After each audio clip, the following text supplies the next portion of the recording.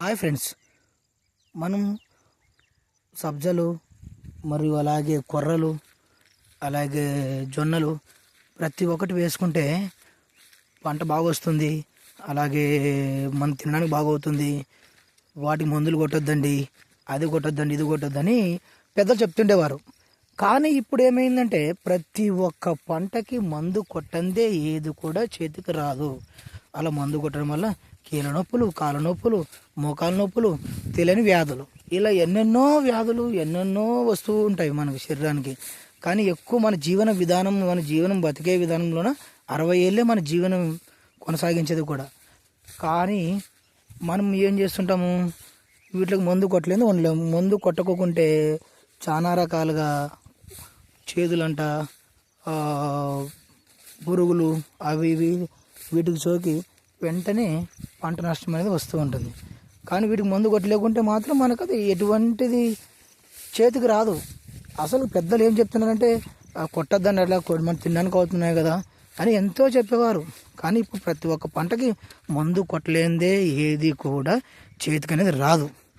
ఒకవేళ అట్లా మందు కొట్టలేకుండా వచ్చినా కూడా మళ్ళీ వెంటనే మనకు ఒక ఎకరాకి 2 బస్తాలు, తర్వాత 3 బస్తాలు, కానీ ఎక్కువ పండదు.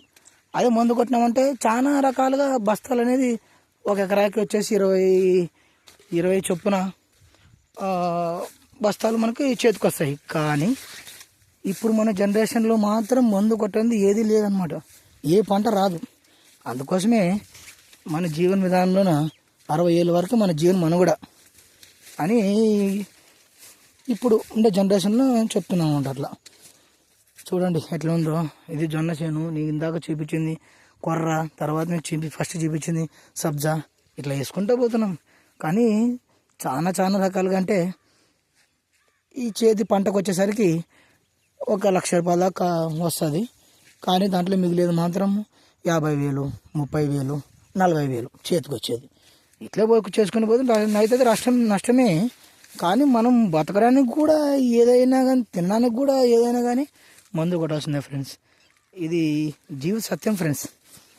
పెద్దలు రాగి పండించినా కూడా రాగిలాగా ఉంటాం మనం. తర్వాత సబ్జా, కొర్రలు ఏదైనా కానీ కీళ్ళ నొప్పి రాకుండా ఉంటాయి, బలంగా ఉంటాము అని చెప్తుంటారు. కానీ మనం ఏది మందు కొట్టలేదే మనకి ఏది కూడా చేతికి రాదనమాట. చూసారా, వీటికైనా కూడా ఇంత రకాలుగా పెట్టుబడి పెట్టేసినా కానీ కూలీలకంట, కలుపులకంట, వాటికి వీటికి పెడుతూనే ఉంటాం. చూడండి కలుపు ఎంతలాగా ఉంది చూడండి.